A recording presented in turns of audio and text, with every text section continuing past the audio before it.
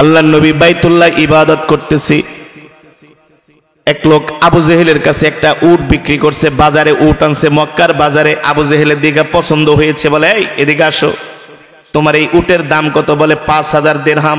বলে উটটা আমার কাছে বিক্রি করবা? বলে কেন করব না, আপনি এত বড় লিডার। বলে তুমি যদি আমার কাছে উট বিক্রি করো, তোমার উটটা আমার অনেক পছন্দ হয়েছে, শুধু 5000 দিরহাম না, আরো 500 দিরহাম বেশি দিব। বেচারা মনে করেছেন বড় নেতা মানুষ, মনে হয় 500 টাকা পাবে বেশি, এই কারণে আবু জেহেলের উট দিয়া দিছে। উট দিয়ে দেওয়ার পরে বলে আতিনি দিরহামান, আপনি আমার দিরহামগুলো বুঝায় দেন। বলে আজকে না, আজকে না, আজকে না, বাদা, আমি তোমাকে কিছুক্ষণ পরে তোমাকে আমি তোমার উটের পাওনাটা বুঝায় দিব, তুমি একটু আমার সাথে আসো।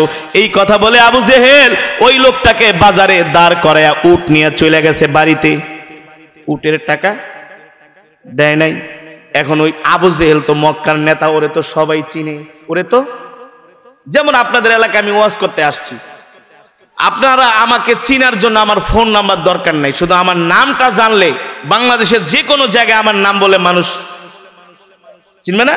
যে কারি আসাদের নাম শুনে হুজুর, আরে সে তো ঢাকায় থেকেই থাকে, বাইর করে ফেলাইতে পারবেন। মানে যারা ফেমাস ব্যক্তি তাদেরকে কি সবাই চিনে। ওই লোকের উট নিয়ে আবু জেহেল বাড়িতে চলে গেছে। কেমন ছেসরা ছেসরা দেখেন, টাকা দেয় নাই। এখন তো লোকটা বাজারে ঘুরতেছে, আবু জেহেলকে খুঁজে পায় না।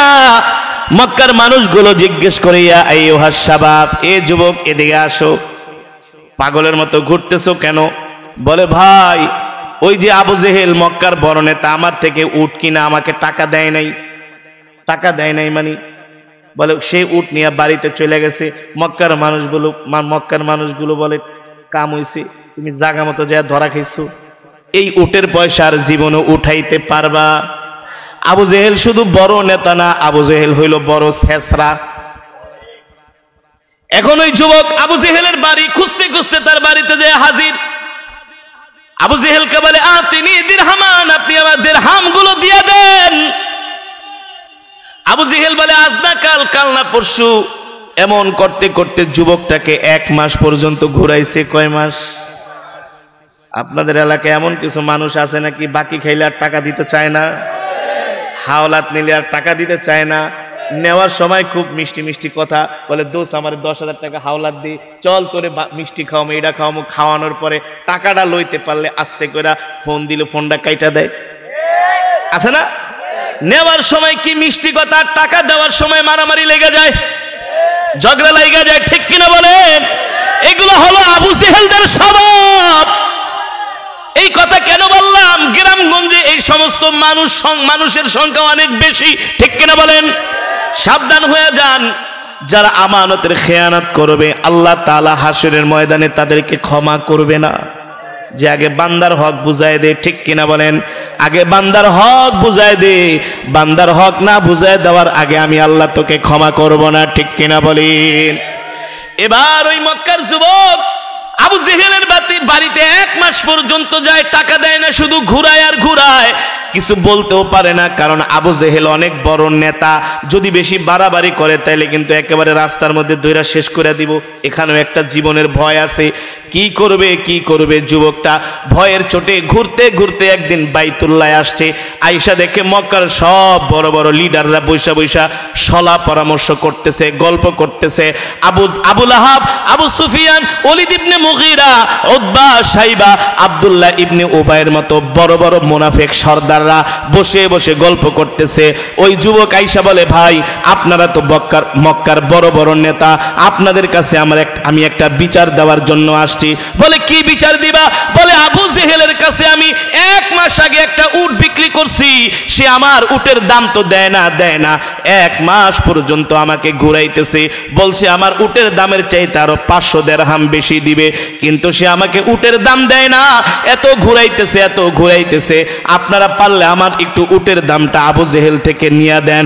মক্কার বড় বড় লিডারেরা বলে, বেটা আবু জেহেলের কাছ থেকে কোনোদিন তুমি উটের দাম নিতে পারবা না। তার কারণ হলো আবু জেহেলের মতো এত খারাপ মানুষ মক্কার জমিনে একজনও নাই। একটা কথা মনে রাখবেন, যারা খারাপ মানুষ সবাই কিন্তু তাদেরকে খারাপ বলে, হয় সামনাসামনি না হয় পিছনে। মক্কার বড় বড় লিডারেরা বলে, বেটা আবু জেহেলের মতো খারাপ মানুষ আছে নাকি? ওর থেকে তুমি কিসের উটের দাম নিবা? আরো তোমার জুতা 2 জোড়া ক্ষয় হইব, টাকা কোনোদিনই ফিরে পাবা। আবু লাহাব ছিল একটু চালাক, খুব চতুর। ডাক দিয়ে কয়, এই ইয়া ইউস শাবাব, যুবক এদিকে আয়, তাল উনজুর ইলাল ইয়ামিন, এই ডাইন দিকে তাকা, ওই যে দেখ মসজিদের কোনায় একজন যুবক বসে আছে, তার কাছে যাও। তার কাছে গেলে সেই পারবে একমাত্র উটের দাম নিয়ে দিতে। সে কে? আল্লাহর নবী। সে কে? আরো জোরে বলেন, সে কে? রাহমাতুল লিল আলামিন। আল্লাহু আকবার। আল্লাহ তাআলা আমার নবীর কথাই বলেছেন, ওয়া মা আরসালনাকা ইল্লা রাহমাতাল লিল আলামিন। আল্লাহু আকবার। আবু লাহাব ডাক দিয়ে বলে, ওই যুবকের কাছে যাও, একমাত্র ওই যুবকই পারবে আবু জাহেল থেকে তোমার উটের টাকা উঠায় দিতে। এবার ওই যুবক আস্তে আস্তে করে আল্লাহর নবীর কাছে যায়। যতই সামনে আগায় ততই নবীকে দেখে। নবীর চেহারা দেখা ওই যুবকটা এত অবাক হয়ে গেল, এত সুন্দর মানুষ আজ পর্যন্ত সে মক্কার জমিনে কোনোদিনই দেখে নাই। আল্লাহু আকবার। দেখবে কিভাবে? সে তো হলেন রাহমাতুল লিল আলামিন। ঠিক কিনা বলেন? মা কানা মুহাম্মাদুন আবা আহাদিম মির রিজালিকুম ওয়ালাকিন রাসূলুল্লাহি ওয়া খাতামান নবীন। এ তো হলো শেষ নবী, তারপরে আর কোন নবী আসবে না। ঠিক কিনা বলেন? আল্লাহ তাআলা বলছেন, লাকাদ জাআকুম রাসূলুম মিন আনফুসিকুম আজিজুন আলাইহি মা আনিতুম হারিসুন আলাইকুম বিল মুমিনিনা রাউফুর রহিম ফাইন তাওয়াল্লাউ ফাকুল হাসবিয়াল্লাহু লা ইলাহা ইল্লাহু আলাইহি তাওয়াক্কালতু ওয়া হুয়া রাব্বুল আরশিল আযীম। আল্লাহু আকবার। আল্লাহ তাআলা বলে, দুনিয়ার মানুষ, তোমাদের মধ্য থেকে আমি আল্লাহ তোমাদের জন্য এমন একজন নবী পাঠাইছি, এমন একজন রসুল পাঠাইছি, যেই নবী যেই রসুল কিনা তোমাদেরকে তার জীবনের চাইতেও বেশি ভালোবাসি। আল্লাহু আকবার। আর সেই নবী পারে তোমাদের দুঃখগুলো দূর করতে। ঠিক কিনা বলেন?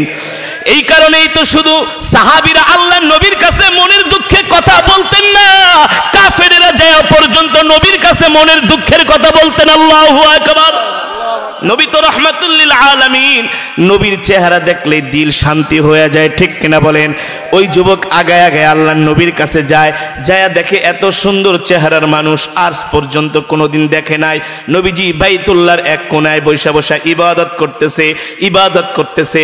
যুবক যায় আস্তে করে আল্লাহর নবীর পাশে বসলেন। নবীজি তার দিকে তাকায় একটা মুস্কি হাসি দিলেন। আল্লাহু আকবার। জিজ্ঞেস করলেন, আনতা মুহাম্মদ ইবনে আব্দুল্লাহ, আপনি কি মুহাম্মদ ইবনে আব্দুল্লাহ? নাম, আনা মুহাম্মদ ইবনে আব্দুল্লাহ। মান আনতা, তুমি কে? মিন আইনা জিতা, তুমি কোত্থেকে এসছো? বলে, আমি হলাম একজন যুবক, আমার বাড়ি হলো মক্কায়। তো আমি যে মুহাম্মদ ইবনে আব্দুল্লাহ তুমি জানো কিভাবে? বলে, ওই যে কোনার মধ্যে বড় বড় কিছু লোক বসে আছে, তারা আপনার কাছে আমাকে পাঠাইছে। সুবহানাল্লাহ। কারা বসে আছে? মক্কার সব বড় বড় লিডারেরা। তারা পাঠাইছে কার কাছে? নবীজির কাছে। কার কাছে? নবীজির কাছে। এই কথা শুনে নবীজি একটা মুস্কি হাসি দিলেন, কারণ জানে তো ওইখানে যেগুলা বসে আছে সবগুলা হলো চোর আর বাটপার ধান্দাবাজ। ঠিক কিনা বলেন? তো কেন এসছো যুবক বলো? বলে, শোনেন, মক্কার বড় বড় লিডারেরা আপনার কাছে আমাকে পাঠাইছে। কি কারণে পাঠিয়েছে? বলে, 1 মাস আগে আমি আবু জেহেলের কাছে একটা উট বিক্রি করছি।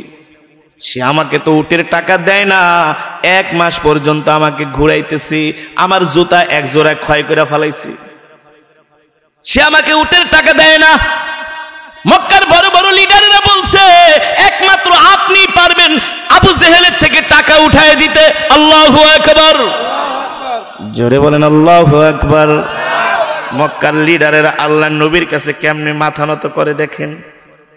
তারা পারে না সমাধান দিতে, আল্লাহর নবীর কাছে পাঠায় দিছে। নবীজি মুস্কি হাসি দিয়া যুবককে বলে, ইমশি মাই, চলো আমার সাথে। আল্লাহু আকবার। আবু লাহাব মক্কার নেতাদেরকে বলে, আজকে জমবে খেলা, দেখি আজকে আবু জেহেল কি করে। মোহাম্মদ নিজে যাইতেছি, আজকে আবু জেহেল কিভাবে বাঁচে এটা আমরা দেখব।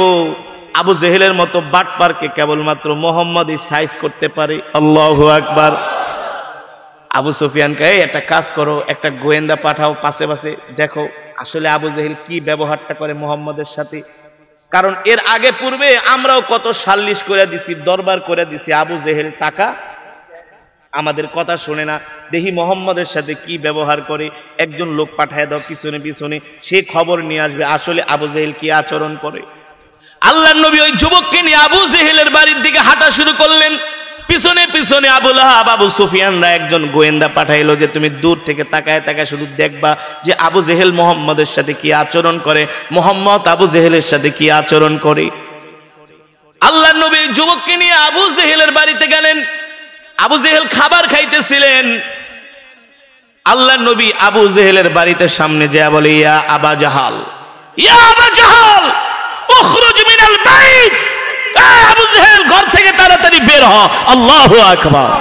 জোরে বলেন আল্লাহু আকবার। আল্লাহর নবী শুধু একবার বলছে, ইয়া আবা জাহেল উখরুজ মিনাল বাইত, ঘর থেকে বের হয়ে আয়, সুরা তাড়াতাড়ি আয়।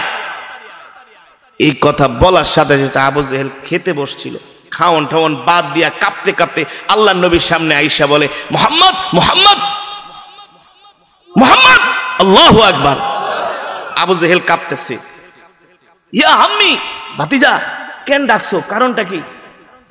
বলে, এই তুমি বলে এই লোকের থেকে উট কিনছো? কা কিনছি? কতদিন আগে? কয় মাস? এটা কোনো কথা? 1 মাস আগে উট কিনছো, হনো টাকা দাও না, ব্যাপারটা কি? এটা কি মগের মূল্য? দাও, টাকা দাও। আবু জেহেলকে, ভাতিজা ভাতিজা আমি আমি এখনই টাকা দিয়ে দিচ্ছি, এখনই টাকা দিয়ে দিচ্ছি, শুধু পুরাটা দিব না, 500 বেশিও দিব, খালি একটু দাঁড়াও। পিছনের থেকে তাকায় তাকায় আবু সুফিয়ানের ওই যে গোয়েন্দা পাঠাইছে, দেখতেছে যে আবু জেহেল থরথর করে কাঁপতেছে। ভাতিজা ভাতিজা দেরি করুন না, এখনই টাকা দিয়ে দিন, একটু দাঁড়াও একটু দাঁড়াও। আবু জেহেল যায় তার স্ত্রী হিন্দারকে, এই তাড়াতাড়ি টাকা দে, তুমি এত বড় নেতা, সব জায়গায় পারো, মোহাম্মদের কাছে আইলে তুমি হাইরা যাও, ব্যাপারটা কি? বেডি কথা কইস না, আগে যেটা করছি এটা কর, আগে যেটা বলছি সেটা কর, অবস্থা বেশি ভালো না। আল্লাহু আকবার। আল্লাহর নবী তো, আল্লাহর নবীকে কি আল্লাহ কখনো বেইজ্জতি করবেন? বেইজ্জতি করতে পারেন? কুলিল্লাহুম্মা মালিকাল মুলক তুতিল মুলকা মান তাশা ওয়া তানজিউল মুলকা মিম্মান তাশা ওয়া তুইজ্জু মান তাশা ওয়া তুযিল্লু মান তাশা বিয়াদিকাল খায়র। আল্লাহ তাআলা বলেন, নবী কুল কায়নাতের মালিক আমি, মুলকের মালিক আমি, রাজত্বের মালিক আমি, যাকে আল্লাহ আমি ইজ্জত দান করি, যাকে আমি আল্লাহ বেইজ্জতি করি। ঠিক কিনা বলেন?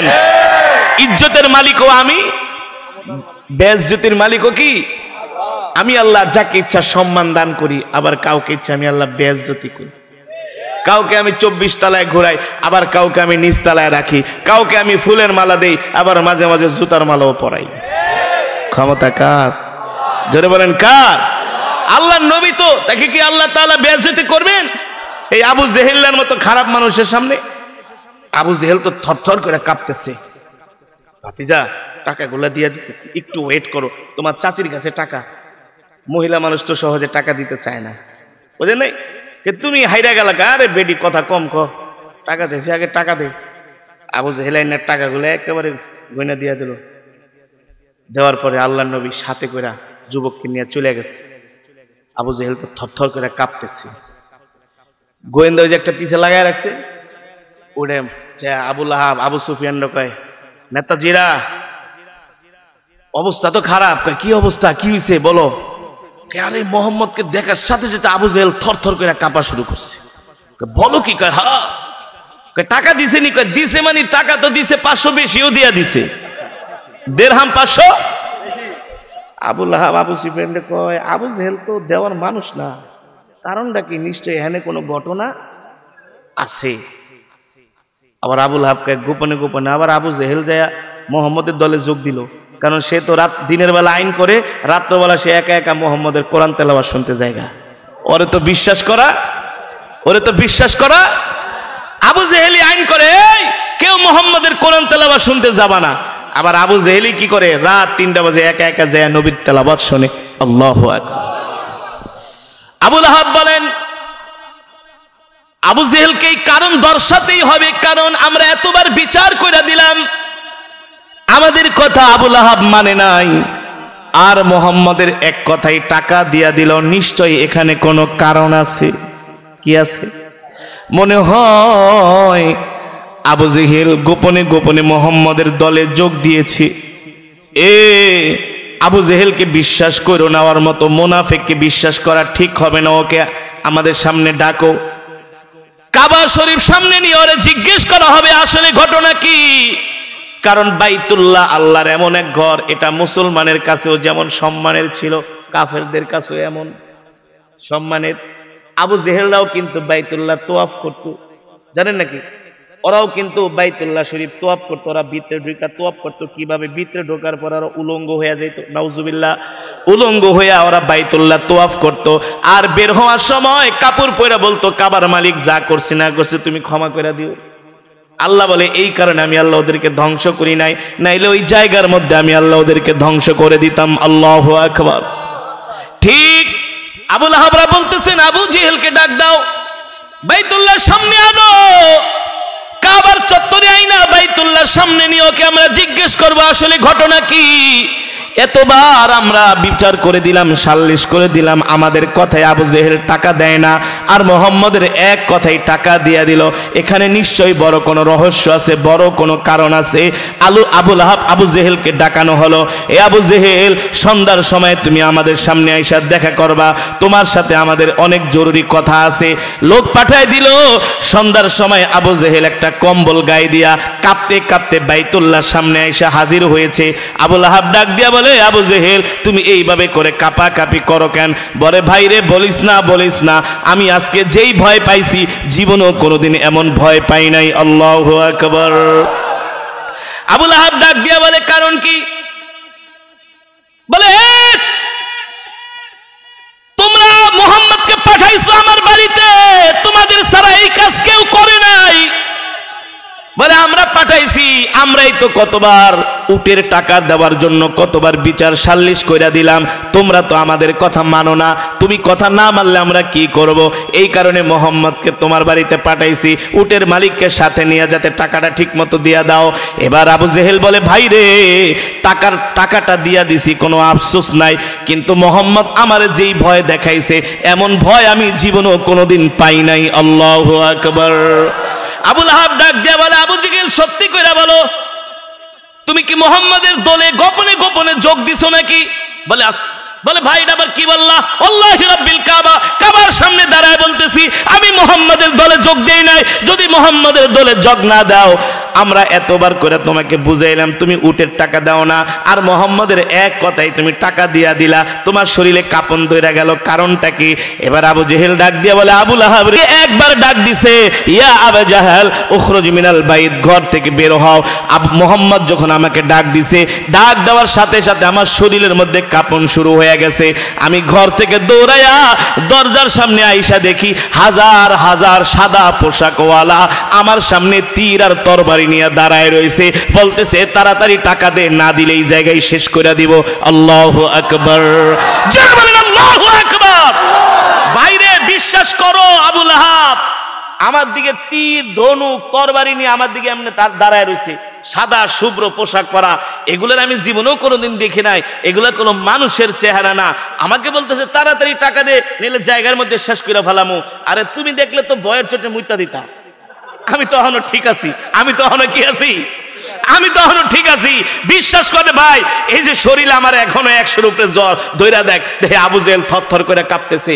আবু লাহাবকে সত্যি করে বলো আসলে ঘটনা কি?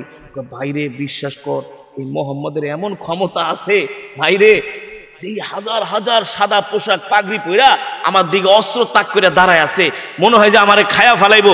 আসলে এরা কারা? আসলে এরা কারা?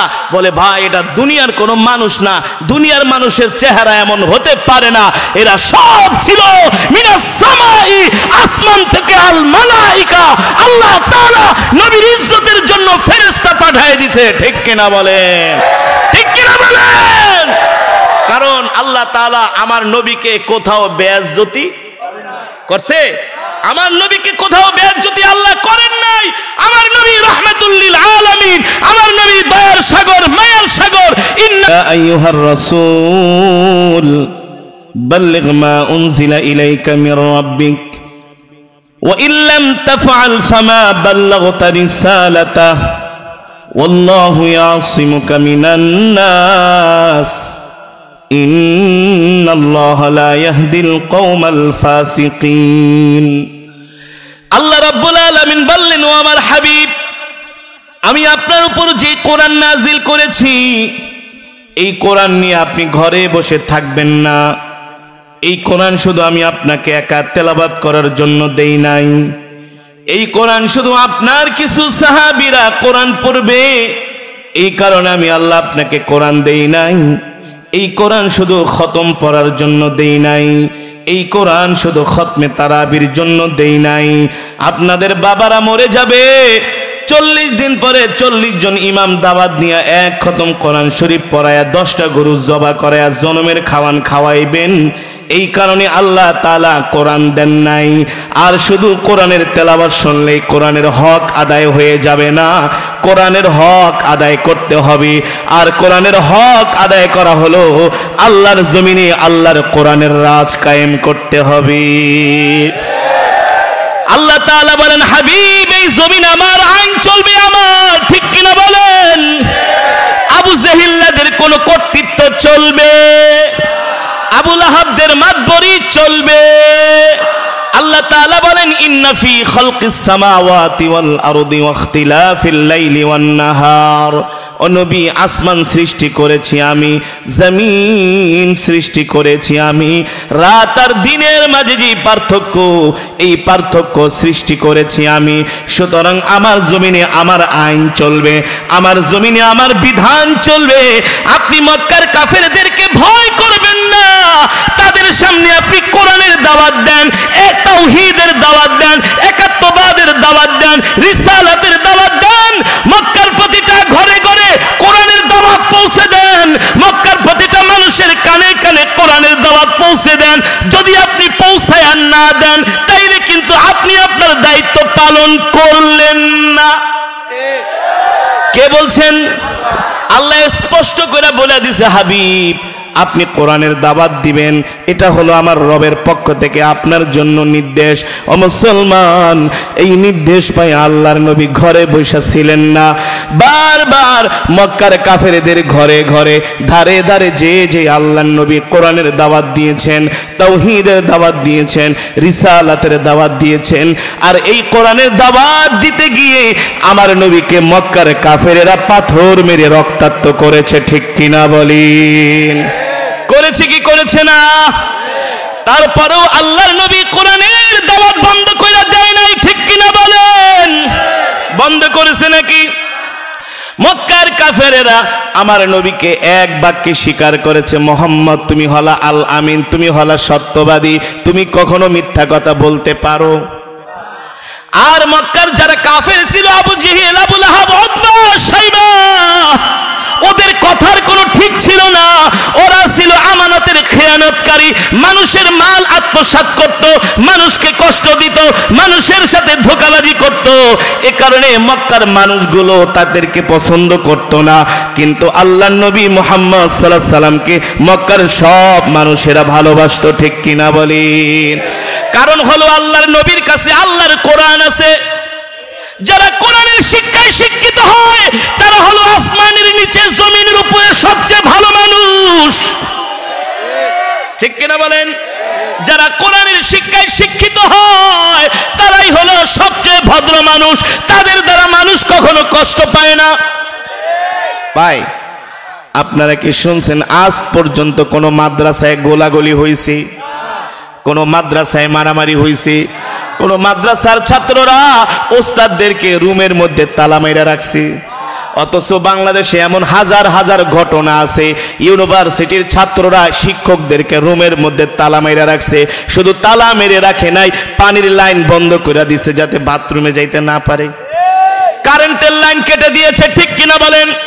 কিন্তু আপনারা যেই মাদ্রাসায় আসছেন, যেই মাদ্রাসার মাহফিলে আসছেন, এই মাদ্রাসার ছাত্ররা রাত 3টা বাজে জেগে জেগে কোরআনের তেলাওয়াত করে, সালাম দেয়, সম্মান করে, করে কি করে না? তার মানে যাদের কাছে আল্লাহর কোরআনের শিক্ষা আছে তারাই হলো এই জমিনের মধ্যে শ্রেষ্ঠ মানুষ। এটা আল্লাহর নবী বলেছেন, ইন্নাল উলামা ওয়ারাসাতুল আম্বিয়া, উলামায়ে কেরাম হলো নবীর ওয়ারিস। ঠিক কিনা বলেন? আর যেই নবীর উপরে আল্লাহ তাআলা কোরআন নাজিল করেছেন, এই কোরআন পায়া আল্লাহর নবী মক্কার মানুষদেরকে আল্লাহর দ্বীনের দিকে ডাকতেছেন, তাওহীদের দিকে ডাকতেছেন, রিসালাতের দিকে ডাকতেছেন। কিন্তু আবু জেহেলরা, আবু লাহাবরা আল্লাহর নবীর বিরুদ্ধে এমন কোনো মিথ্যা কথা নাই যেই কথাগুলো মক্কার কাফেরদেরকে বলে নাই। তারা মক্কার মানুষদেরকে ডাক দিয়া বলতো, এ মক্কার মানুষেরা শোনো শোনো, মুহাম্মদ ইবনে আব্দুল্লাহর কাছে তোমরা যাবা না। মুহাম্মদ ইবনে আব্দুল্লাহ হলো একজন মিথ্যাবাদী। বলেন নাউজুবিল্লাহ। মক্কার কাফেররা আমার নবীকে বলে মিথ্যাবাদী, আর আল্লাহ আমার নবীকে বলেন রাহমাতুল লিল আলামিন। আল্লাহু আকবার। কার কথা সত্য? জোরে বলেন। মক্কার কাফেররা আমার নবীকে বলে পাগল, আর আল্লাহ তাআলা বলে ইন্নাকা লাআলা খুলুকিন আযীম। আল্লাহু আকবার। ও নবী, আপনি হলেন উত্তম চরিত্রের উপরে প্রতিষ্ঠিত। আল্লাহু আকবার। আপনার মতো এত সুন্দর চরিত্রবান মানুষ এই পৃথিবীর জমিনে আসে নাই, আর কোনোদিন আসবেও না। মুসলমান মক্কার কাফেররা আল্লাহর নবীকে এত ভালোবাসতেন, এমনকি আল্লাহর নবীর কোরআন তেলাওয়াত শোনার জন্য আবু জেহেলরা রাত 3টা বাজে আরামের ঘুম হারাম করে বাইতুল্লাহ চলে যাইতেন কোরআন শোনার জন্য। ঠিক কিনা বলেন? তারা কোরআনের তেলাওয়াতকে ভালোবাসতেন, কিন্তু কোরআনের বয়ানকে পছন্দ করতেন না। বুঝলেন? গত 1 বছর আগে ফ্রান্সের সরকার আমার নবীর বিরুদ্ধে একটা ব্যঙ্গচিত্র এঁকেছিল। ঠিক কিনা বলেন? আমরা মিছিল করার জন্য ঢাকার রাজপথে গেলাম, মিছিল নিয়ে পল্টন থেকে যখন ফকিরাপুল শান্তিনগর গেলাম, যা দেখি পুলিশের বিশাল একটা ব্যারিকেড। একজন পুলিশ দৌড়ে এসে আমার হাত মুসাফা করে বলে, হুজুর আমি আপনার একজন অনেক বড় ভক্ত। আমি আপনার একজন অনেক বড়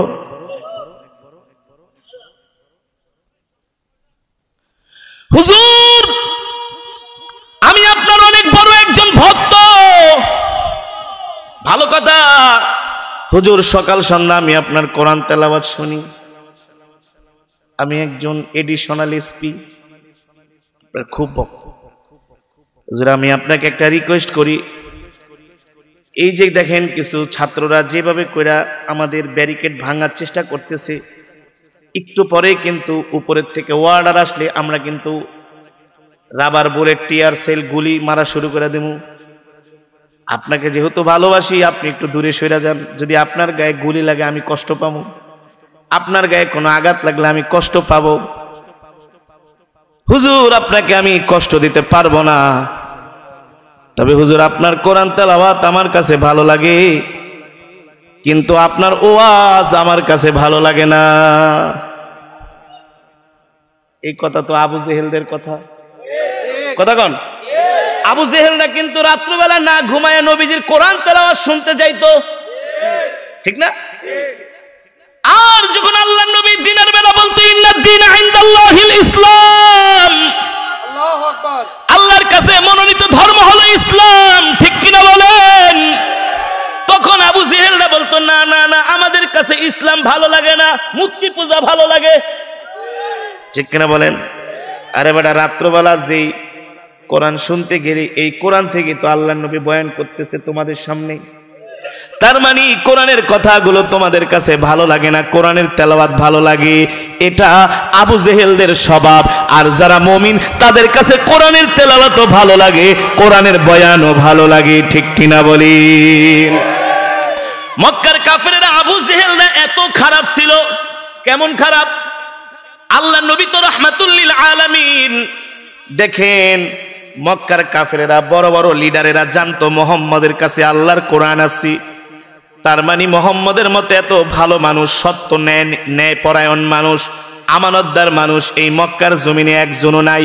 এটা মক্কার বড় বড় লিডাররা মনে মনে এটা তারা বিশ্বাস করতেন। বাংলাদেশেও যারা বড় বড় লিডার আছে তারাও মনে মনে স্বীকার করেন আলেমদের মতো এত ভালো মানুষ এই জমিনের মধ্যে নাই। ঠিক কিনা বলে? আল্লাহ নবী একদিন মসজিদে বাইতুল্লাহ ইবাদত করতেছেন, ইবাদত মসজিদের এক কোণে বসে চলবে তা আল্লাহর জমিনে অন্য কারো তন্ত্রমন্ত্র চলতে দেওয়া যাবে না, ঠিক কিনা বলেন? মুসলমান ইমানদার এক আল্লাহর গোলামি করে, আল্লাহ ছাড়া কাউকে ভয় পায় না। মুমিন কখনো আল্লাহ ছাড়া কারো সামনে মাথা নত করতে পারে না। যে আল্লাহ ছাড়া কারো সামনে মাথা নত করে, নত যেন হয়, সে মুমিন হওয়ার যোগ্যতা রাখে না, মুসলমান হওয়ার যোগ্যতা রাখে না, ঠিক কিনা বলেন?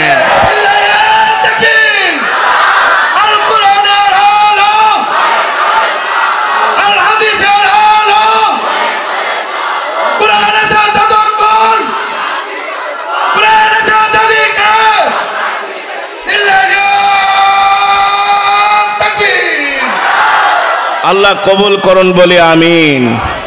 এই কোরআনের মজমাগুলো হচ্ছে আমাদের ইমানি শক্তি বাড়ানোর একটা উত্তম জায়গা, ঠিক কিনা বলেন? এই কোরআনের মজমাগুলো হচ্ছে আমাদের ইমানের ব্যাটারি চার্জ করার জায়গা, ঠিক না? এখানে আসছেন, ইমানের ব্যাটারি চার্জ হবে। দুনিয়ার মোবাইলে চার্জ না দিলে যেমন মোবাইল, এই কথা বলে না কেন? দুনিয়ার মোবাইলে চার্জ না দিলে মোবাইল চলে না, লাইটে চার্জ না দিলে লাইট চলে না, ঠিক কিনা বলেন? জেনারেটরেও তেল দিয়ে চার্জ দিতে হয়, নইলে জেনারেটর চলে না। আর ইমানদারের ব্যাটারি আছে, এই ব্যাটারি কেবলমাত্র হক্কানি আলেমদের মজমায় গেলেই চার্জ হয়। এটা ইমানের ব্যাটারি চার্জ করার জায়গা, ঠিক কিনা বলেন?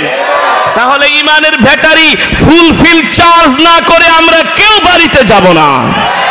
রাজি আছেন ইনশাআল্লাহ? আজকে কোরআনের কথা চলবে, হক কথা চলবে, মুসলিম আলেমদের পক্ষে কথা বলতে হবে, ঠিক কিনা বলেন? ঠিক না? মুসলমান, আমি এতক্ষণ আল্লাহর জবানের কালামের তেলাওয়াত করেছি, আপনারা শুনেছেন, শুনছেন, মন দিয়ে শুনছেন। এক এক হরফে 10টা করে নেকি পেয়েছেন। আর জোরে বলেন সুবহানাল্লাহ। এক এক হরফে 10টা করে। আমি যদি 10,000 শব্দ তেলাওয়াত করি, 10,000কে 10 দিয়া গুণ দেন, কয় লাখ? 1 লাখ। কত লাখ? 1 লাখ।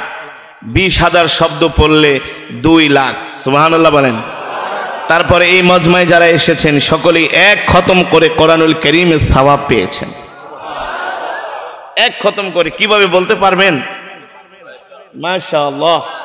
সূরাতুল ইখলাস কয়বার পড়ছি? 3 বার। হাদিস 3 বার। হাদিস শরীফে এসেছে, সাহাবী আবু সাঈদ আল খুদরি রাদিয়াল্লাহু তাআলা আনহু থেকে হাদিসটি বর্ণিত। নবীজি বলছেন, কেউ যদি সূরাতুল ইখলাস একবার তেলাওয়াত করে, আল্লাহ তার আমলনামায় 10 পারা কোরআন খতমের সওয়াব দান করে। কেউ যদি 2 বার তেলাওয়াত করে, আল্লাহ তাআলা তার আমলনামায় 20 পারা কোরআন খতমের সওয়াব দান করে। কেউ যদি 3 বার সূরাতুল ইখলাস তেলাওয়াত করে, আল্লাহ তাআলা তার আমলনামায় পূর্ণ 1 খতম কোরআনুল কারীমের সওয়াব দান করে। আর জোরে বলি সুবহানাল্লাহ। তাহলে আজকের মজমায় হাজার হাজার মানুষ হাজার হাজার খতমে কোরআনের সওয়াব হয়েছে, ঠিক কিনা বলেন? এখানে আপনারা যারা পুরুষ আছেন, যুবক আছেন, এর চাইতে আমাদের মা বোনদের সংখ্যা অনেক বেশি। আপনাদের 3 গুণ মা বোনদের সংখ্যা। এখন মা বোনরা মনে করতে পারে, হুজুর তাহলে কি আমরা কি 1 খতম করে কোরআন শরীফের সওয়াব পাই নাই? আমরা তো অনেক দূরে আছি। মা বোনেরা, আপনারা টেনশন করবেন না, হতাশ হবেন না। আপনারাও সবাই এক একজন 1 খতম করে কোরআনুল কারীমের সওয়াব পেয়েছেন। আর জোরে বলেন সুবহানাল্লাহ। তার মানে যেই মজমার মধ্যে এতগুলো খতমে কোরআনের সওয়াব হয়, ওই মজমায় দোয়া করলে আল্লাহ তাআলা দোয়া ফিরিয়ে দিতে পারে না। আল্লাহ রহমান, আল্লাহ রহিম, ঠিক কিনা বলেন? আল্লাহ তাআলার উপর সেই বিশ্বাস আছে তো? তো আমি চাই মজমার শেষে, আমাদের অনেকের মা নাই, বাবা নাই, দাদা নাই, দাদি নাই, আত্মীয় স্বজন ইন্তেকাল করেছে, তাদের রূহের মাগফিরাতের জন্য যেই মজমায় এতগুলো হাজার হাজার খতমে কোরআনের সওয়াব হয়, ওই মজমায় যদি আমরা চোখের পানি ফেলে আল্লাহর কাছে দোয়া করি, আল্লাহ তাআলা আমাদেরকে ফিরাইয়া দিবে না, মা বাবার কবরে আযাব মাফ করে দিবে, ঠিক কিনা বলেন? তাহলে আমি চাই মজমার শেষে আমরা একসাথে দোয়া করে বাড়িতে যাব। ইনশাআল্লাহ। কে কে রাজি নাই হাত উঠান। কুষ্টিয়ার মানুষ তো মাশাআল্লাহ অনেক বিচক্ষণ বুদ্ধিমান। আসলে কুষ্টিয়ায় আমার খুব কম আশা হয়, কারণ হচ্ছে আগে তো পদ্মা সেই যমুনা অনেক দূরের রাস্তা, দৌলদিয়া বহুত ঝামেলা। তো কুষ্টিয়ার মানুষ অনেক শিক্ষিত, অনেক বুদ্ধিমান, বিচক্ষণ। আলহামদুলিল্লাহ, আল্লাহ এই জমিনকে কবুল করুন। আরো জোরে বলি আমিন। বন্যামি ঠন্ডামি আল্লাহ দূর করে দিন। শেষ মোনাজাত দিয়া কে কে বাড়িতে যাবেন হাত দুটো আল্লাহকে দেখায় দেন। নারায়ে তাকবীর, নারায়ে তাকবীর। হাত সোজা হয় নাই, সোজা হয় নাই, এসব ধোঁকাবাজি করেন না, হাত সোজা করেন, তীরের মতো সোজা করেন। ডাক দিয়া বলেন ইয়া আল্লাহ, আমাদের ক্ষমা করে দেন। শেষ মোনাজাত দিয়া বাড়িতে যাব, আল্লাহ তৌফিক দেন। মাহফিলের কল্যাণ কামিয়াব আমাদেরকে দান করেন। বলি আমিন। হাত নামান। হাত উঠাইছেন তো পুরা না আবার অর্ধেক উঠাইছেন? বরিশালে এক মাহফিলে গেছি, কিছু বৃদ্ধরা যুবকরা অর্ধেক হাত উঠেছে। আমি বললাম এই বেটা, সবাই উঠাইছে পুরা, তুই উঠাইছিস অর্ধেক। হুজুর মুই অর্ধেক ওয়াজ হইনা চল্লা যাবো, বুঝছেন? আমি এইসব বাটপারি বাদ দে, হাত আবার উঠা। কেউ অর্ধেক উঠান নাই তো, পুরাটা উঠাইছেন তো। যুবক, এই মজমা তুমি কোথায় পাবা? যুবক, জীবনে অনেক গান শুনেছো, তোমাদের সাথে চ্যালেঞ্জ করে বললাম, তোমাদের গান হয় মাত্র কয় মিনিটের? কয় মিনিটের গান হয় সর্বোচ্চ? এর বেশি কেউ গান শুনতে চায়? এর বেশি সময় গান হলে এই পিছিয়ে ভয় ওটা করা যাবে না ভাই। এর বেশি সময় গান গাইলে মানুষ গান শুনতে চায় না, 3, 4, 5 মিনিটের বেশি গান শুনতে চায় না, ঠিক কিনা বলেন? আমি আপনাদের সামনে 20 মিনিটের উপরে তেলাওয়াত করেছি। 23 মিনিট তেলাওয়াত করেছি। এই 23 মিনিট তেলাওয়াত করার পরে মুসলমান তো দূরের কথা, কোনো হিন্দু বলতে পারবে না যে হুজুর তেলাওয়াত বন্ধ করেন, মজা লাগে না, ঠিক কিনা বলেন? কোরআন এমন এক কিতাব, আল্লাহর এমন জবানের কালাম, এই কোরআন যতই পড়া হয় ততই তেলাওয়াতের মধ্যে মজা বেড়ে যায়, ঠিক কিনা বলেন? এই কোরআন শুধু 23 মিনিট না, 23 ঘন্টা না, 23 বছর না, কিয়ামত পর্যন্ত যদি আল্লাহর কোরআনের তেলাওয়াত হয়, যতই কোরআন পড়া হবে ততই কোরআনের মধ্যে মজা বেড়ে যাবে। এটা আল্লাহর কোরআনের মুজিজা, ঠিক কিনা বলে? আর দুনিয়ার গান, একটা গান একবার দুইবার শুনলে এই বন্ধ করার ভাল লাগে না, ঠিক কিনা বলেন? ভালো লাগে? অস্বস্তি চলে আসে, অনীহা চলে আসে, আগ্রহ হারায় ফেলায়। কিন্তু আল্লাহর জবানের কালাম এমন এক কিতাব, যতই শুনবেন ততই মজা, ততই মজা। আল্লাহু আকবার। এ কারণেই তো এই কোরআনের তেলাওয়াত শুনে কাফেরেরা মুসলমান হয়ে গিয়েছে, ঠিক কিনা বলেন? আরে আল্লাহর নবী যখন বাইতুল্লাহ কোরআন পড়তেন, মিস্টার আবু জেহেল নবীজির কোরআনের তেলাওয়াত শুনে ঘরে থাকতে পারে নাই, ঠিক কিনা বলেন? এই এলাকায় এখনো কিছু মুসলমান যায় দেখবেন চায়ের দোকানে রাস্তায় ঘুরতেছে, কোরআনের মজমায় আসে নাই, আছে না? আবার কিছু আছে আয়সা চুকি মেরে দেখে যায় কি হইতাছে, কিন্তু ভিতরে ঢোকার সেই ঈমান তাদের নাই, সেই ঈমানের পাওয়ার নাই। ঈমানের তাদের ঈমান ছিল ওই গেট পর্যন্ত আসবে আর চুকি মেরে দেখে যাবে, ঠিক কিনা বলেন? এতটুকুনি ছিল তাদের ঈমানের পাওয়ার। মুসলমান, গুড় চিনেন? গুড় চিনেন? এখন শীতের দিন আপনাদের কুষ্টিয়াতে শীতের পিঠা বানায় না?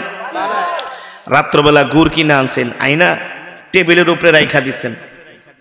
আপনি কিন্তু পিঁপড়াকে দাওয়াত দেন, পিঁপড়া 1 নাম্বার চোরচুরি খেজুরের গুড় যত আছে ফরিদপুর, খেজুরের গুড় কিনে আনছি, আমরা সকালে ভাপা পিঠা বানায় খাবো, আর রাত্র তোরা যত পারস গুড় খায়া নিস। এই কথা বলে কি পিঁপড়াকে দাওয়াত দিয়েছিলেন? সকালবেলা উঠা দেখেন হাজার হাজার পিঁপড়া আপনার গুড় খাওয়ার জন্য সিরিয়াল ধরেছে, ঠিক কিনা বলেন? আপনি কি পিঁপড়াকে দাওয়াত? তারপরে দেখবেন এই শীতের সকালে মৌমাছি এক এক গাছের ফুলে যায়, উইরা উইরা মধু আরোহণ করে, মধু খোঁজে, ঠিক কিনা বলেন? তার মানে মৌমাছির ধান্দাই থাকে কোন জায়গায় গেলে মধু পাওয়া যায়, ঠিক কিনা বলেন? ইমানদার যারা মুমিন তারা ঠিক পিঁপড়া যেমন মধু পিঁপড়া যেমন মিষ্টি ছাড়া থাকতে পারে না, মৌমাছি যেমন মধু ছাড়া থাকতে পারে না, যারা আল্লাহর পেয়ারা বান্দা আল্লাহর জমিনে, তারাও আল্লাহর কোরআন ছাড়া বাঁচতে পারে না। ঠিক কিনা বলে?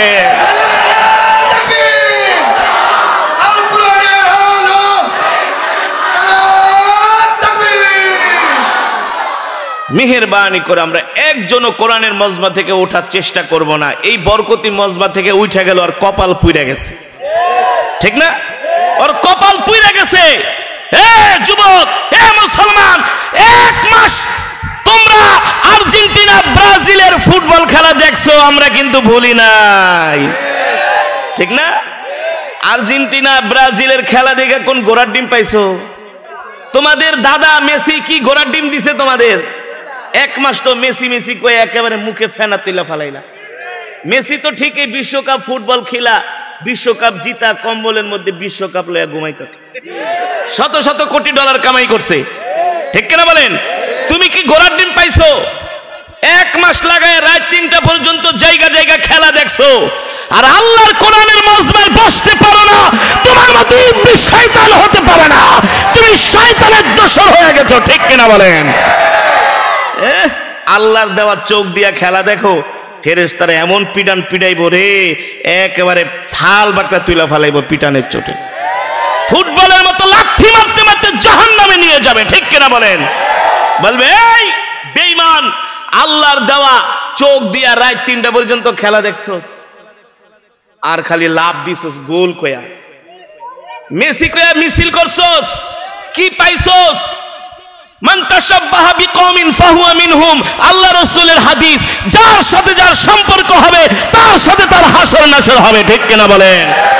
আল্লাহর কোরআন বলছে, ইয়া আইয়ুহাল্লাযীনা আমানু লা তাত্তাখিযুল ইয়াহুদা ওয়ান নাসারা আউলিয়া বাদুহুম আউলিয়াউ বাদ। নবী দুনিয়ার মানুষদেরকে বলে দেন, ইমানদারদেরকে বলে দেন, ইহুদি খ্রিস্টানরা কখনো মুসলমানের বন্ধু হতে পারে না, পারে না। আমার আল্লাহ বেশি বোঝে না তোরা বেশি বোঝোস? বল বল যুবক, তোমরা বলো।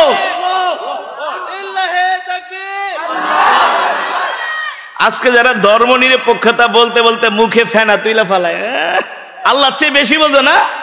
2 দিনের বৈরাগী ভাতের কয় অন্য, বেশি শিক্ষিত হয়ে গেছো, বেশি বুদ্ধিজীবী হয়ে গেছো। আমার আল্লাহ বলছেন ইহুদি খ্রিস্টানরা কখনো মুসলমানের বন্ধু হতে পারে না। এটা কি আমার কথা? আল্লাহর কোরআন বলছে, আল্লাহর কোরআন বলছে বেটা। আর তুমি মেসি মেসি কয়ে লাফাও। মেসি একজন ইহুদি, নেইমার একজন ইহুদি, ওরা প্রতিদিন জিনা করে, ব্যভিচার করে। ওদের জীবন শুরু হয়েছে জিনা দিয়ে, ব্যভিচার দিয়ে, ঠিক কিনা বলেন? ওই মানুষটাকে আবার কিভাবে এত ভালোবাসো? ফুটবল খেলার সময় দেখলাম এক হারামজাদায় সেজদা দিয়ে পড়ে রয়েছে, আল্লাহ তুমি আমার আর্জেন্টিনারে না জিতাইলে আমি সেজদা উঠাবো না। আমি এলে যে একটা লাথি মারতাম আমার পাছার উপরে। বেয়াদব কোথাকার, ধর্ম ব্যবসা শুরু করছো না? তোমরাই আসল ধর্ম ব্যবসায়ী, ঠিক কিনা বলেন? তোমরা ধর্মটাকে যে কোনো জায়গায় তোমরা ব্যবহার করো, ঠিক কিনা বলেন? ফুটবল খেলা দেখা হারাম। যারা 1 মাস জায়গায় জায়গায় ফুটবল খেলা দেখছে, এটির শাস্তি হওয়া উচিত যে তোরা টানা 12 বছর তাহাজ্জুদের নামাজ পড়বি। 5 ওয়াক্ত তো পড়বি, তাহাজ্জুদের নামাজও পড়তেই পারে। এইটা জায়গা জায়গা কেন খেলা দেখলি, ঠিক কিনা বলেন? এই হায়াতের মালিক কে? রিজিকের মালিক কে? তোমাদের তো উচিত ছিল আল্লাহর জমিনে আল্লাহর কোরআনের রাজ কায়েম করার জন্য বেশি বেশি করে তাহাজ্জুদের নামাজ পড়ে চোখের পানি ফেলা, ঠিক কিনা বলেন? ঠিক না? রাগ করতেছেন, কষ্ট পাইতেছেন? বিশ্বাস করেন, ফুটবল খেলা না হইলে বুঝতাম না যে এই দেশে এত গরু খাওয়া মুসলমান আছে, এত 6 নাম্বার মুসলমান আছে, নাম্বার 1 6 নাম্বার। যেদিন বিশ্বকাপ ফাইনাল ফুটবল খেলা হয়, ওই দিন আমার প্রোগ্রাম ছিল সিরাজগঞ্জের এক থানায়, আমি নাম বলবো না, তারা শুনলে কষ্ট পাবে। আমাকে ফোন করে, হুজুর 18ই ডিসেম্বরের ডেটটাকে একটু পাল্টানো যায়? আমাকে কারণটা কি? ওই দিন তো বিশ্বকাপ ফুটবল খেলা। আমি কি তাহলে তোমাকে ওয়াজ করান লাগবো না? এইসব ব্যবসা বাদ দাও। ওয়াজ হবে আল্লাহর সন্তুষ্টির জন্য, যুগ জামানা পাল্টে দিতে চাইলে অনেকজন, একজনই আনতে পারে জাতির জাগরণ। ঠিক কিনা বলেন? আপনারাই বলেন, একটা ফুটবল খেলার জন্য কি একটা ওয়াজ ডেট পিছানো সম্ভব? তাইলে তো আমরা হারামের কাছে হেরে গেলাম। কি ইমান নিয়ে বাঁচে গরু খাওয়া মুসলমান কোথাকার? কোন ডেট চেঞ্জ হবে না, এই ডেটে মাহফিল করবা। আবু জেহেলের কাছে, কার কাছে? আবু জেহেলের নাম শুনছেন তো? এটা হলো নাম্বার 1 একটা হারামজাদা। আমার নবীকে অনেক কষ্ট দিছে, এত কষ্ট দিছে, এত নির্যাতন করছে, এত জ্বালাতন করছে আবু জেহেল। আল্লাহ তাআলা ওকে এমন শাস্তি দিয়েছে, ওর বাড়িটাকে বাথরুম বানানো হয়েছে। আবু জেহেলের বাড়ি কিন্তু বাথরুম বানানো হয়েছে। কি বানানো হয়েছে? আপনারা হজ করতে গেলে খালি জিজ্ঞাবেন, আইনা আবি জাহেল, আবু জেহেলের বাড়ি কোথায়? আবু জেহেলের বাড়ি তো এখন আর বাড়ি নাই, হাযাল হাম্মাম, বলে এই বাড়িটা এখন বাথরুম বানানো হয়েছে। আল্লাহু আকবার, জোরে বলেন আল্লাহু আকবার। তো আপনাদেরকে যেটা বলতেছিলাম, ঠিক কিনা বলেন? এই যে আপনারা আজকের যে মাহফিলে আসছেন, এই মাদ্রাসা হলো আলেমের ফ্যাক্টরি, ঠিক না? আপনারা রাত 3টা বাজে আইসা দেখেন এই মাদ্রাসার ছাত্ররা, এই যে কদিন শীত পড়তেছে, কোনোদিন ঠান্ডা পানি দিয়ে ওযু করে ফজরের নামাজ পড়ছেননি? এখানে যদি আমি নাম ধরে ধরে জিজ্ঞেস করি, 100-র মধ্যে মনে করেন 80 জনই ফার্স্ট ডিভিশনে ফেল করব। আমরা তো মাহফিল করে বাসায় যাই। বাইরে ভাই, কালকের আগের দিন নরসিংদীতে মাহফিল করে আমি আসছি, ফজরের নামাজের সময় শুধু ঠান্ডা পানিটা হাতে নিয়ে নাকে লাগানোর সাথে সাথে নাক দুইটা বন্ধ হয়ে গেছে, পায়ে লাগাইলাম পা মনে হয় অবশ হয়ে গেছে, এত ঠান্ডা। অথচ এই শীতের মধ্যে এই মাদ্রাসার ছাত্ররা রাত 3টা বাজে উঠা তারা কোরআনের তেলাওয়াত করে, তারা নায়েবে নবী, তারা কি আজকে 4 জন হাফেজ পাগড়ি নিয়েছে, দাস্তারবন্দি হয়েছে। আল্লাহ তাআলা হাসরের ময়দানে ডাক দিয়া বলবেন, ইকরা ওয়ারাত্তিল কামা কুনতা তুরাত্তিলু ফিদ দুনিয়া ফাইন্না মানজিলাতাকা ইনদা আখিরি আয়াতিন তাকরাউহা। এ বান্দা, দুনিয়াতে যেমন করে কোরআন পড়তে, আজকে তুমি এমন করে কোরআন পড়ো। হাফেজে কোরআন এক আয়াত পড়বে, এক তালা উপরে উঠবে, এক আয়াত পড়বে, এক তালা উপরে উঠবে। এভাবে করে একজন হাফেজে কোরআন 6666 তলায় থাকবে। আল্লাহু আকবার, জোরে বলেন আল্লাহু আকবার। 6666 তালা তো দূরের কথা, 1000 তালা বানানোর পৃথিবীর কোন রাজা বাদশার ক্ষমতা নাই। ক্ষমতা কার? সেই হাফেজে কোরআনটাই ঠান্ডা পানি দিয়ে ওযু করে প্রতিদিন তারা কোরআন তেলাওয়াত পড়ে, তাহাজ্জুদের নামাজ পড়ে, আপনাদের জন্য দোয়া করে। তাহলে আজকের এই মাহফিলে এসে আপনারা খুশি নাকি বেজার? জোরে বলেন, খুশি নাকি বেজার? যদি খুশি হয়ে থাকেন, আজকের মাহফিল থেকে একজন আল্লাহর বান্দা উঠবেন না, একজন আল্লাহর বান্দা উঠবেন না। যে যেখানে বসে আছেন বসে থাকবেন, যে যেখানে দাঁড়ায় আছেন দাঁড়ায় থাকবেন। এই হাফেজে কোরআনদের সম্মানে, নায়েবে নবীদের সম্মানে, মাদ্রাসার সম্মানে আমি আপনাদেরকে বিনীত আরজ করব, মাত্র 10 মিনিট সময় দিবেন। এই 10 মিনিটে মাদ্রাসার জন্য কিছু কালেকশন করা হবে। রাজি আছেন তো ইনশাআল্লাহ? রাজি আছেন ইনশাআল্লাহ? এতক্ষণ তেলাওয়াত বয়ান করে যে সওয়াব পাইছেন, মাদ্রাসার উন্নতির জন্য মাদ্রাসা যারা চালায়, যারা কমিটি বৃন্দ আছে, তারা জানে একটা মাদ্রাসা চালাইতে কি লাগে, ঠিক না? কত কষ্ট একটা মাদ্রাসা চালাইতে। প্রতি মাসে ওস্তাদদের বেতন, মাদ্রাসার এই খরচ, সেই খরচ, ছাত্রদের এই খরচ, বিশাল একটা খরচ। আজকে যে মাহফিলের আয়োজন করছে, আপনারা খুশি নাকি বেজার? খুশি নাকি বেজার?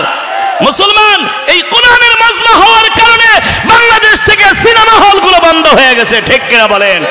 হক্কানি আলেমদের কোরআনের বয়ান করার কারণে আজকে বাংলাদেশের লক্ষ লক্ষ যুব সমাজ নামাজি হয়ে গেছে, ঠিক কিনা বলেন?